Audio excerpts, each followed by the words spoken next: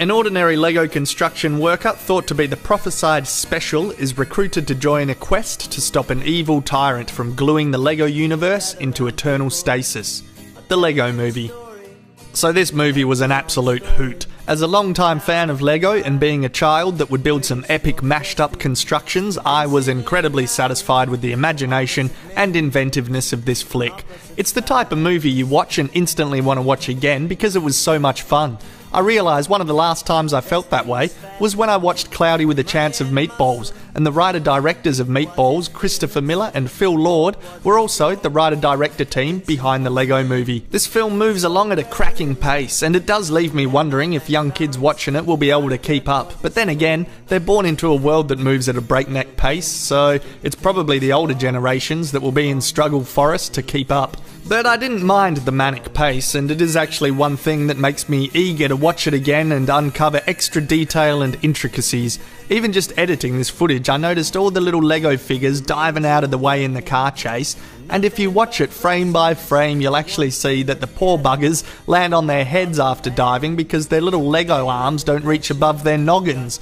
It's detail like this that I find hilarious and shows that the filmmakers really cared about every single frame. It was super nostalgic to see things like the spaceman with his broken chin strap helmet. All me flimsy helmets broke back in the day, and Emmett bouncing on the back of the horse was hilarious. I don't know why sometimes I'd keep a block in there instead of the figure's legs.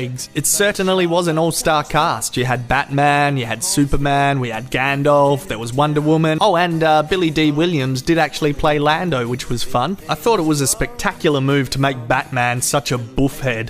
People get so cranky and protective of that character, and to satirise the dark, disturbed, uber-serious Christopher Nolan Batman brought me great joy. But the real star of the film was the everyman construction worker Emmett. I like how he goes from being a bloke that follows instructions to, well, actually still kind of being that. He doesn't become this radically changed guy. Instead, his strength is getting the other master builders to put their self-importance, narcissism and egos aside to work together, to find a balance between following the instructions and doing your own thing. His creations never get any better than a double-decker couch, and that's totally fine, because herein lies the heart and theme of the movie. No one is more special than anyone else. Even if your parents or whoever prophesied you as the special, it doesn't matter. Whether you're a construction worker or Batman, everyone should be able to leave their mark on the world. It should be a world that incorporates everyone's ideas, not be glued down by one bloke's grand vision. And wasn't that the whole frustration of building Lego as a kid as well, having to learn about sharing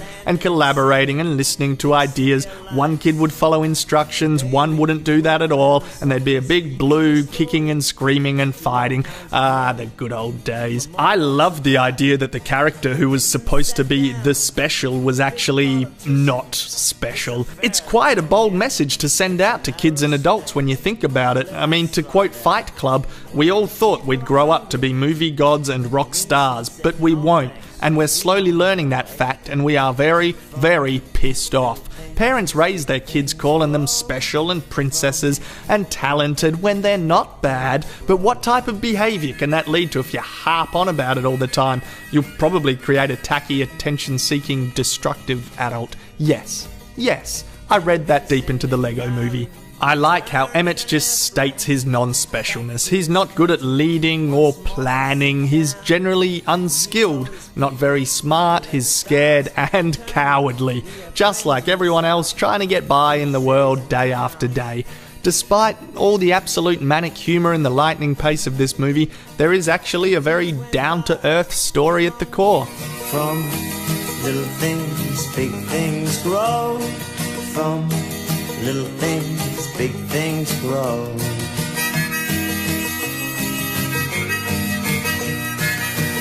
It's $37.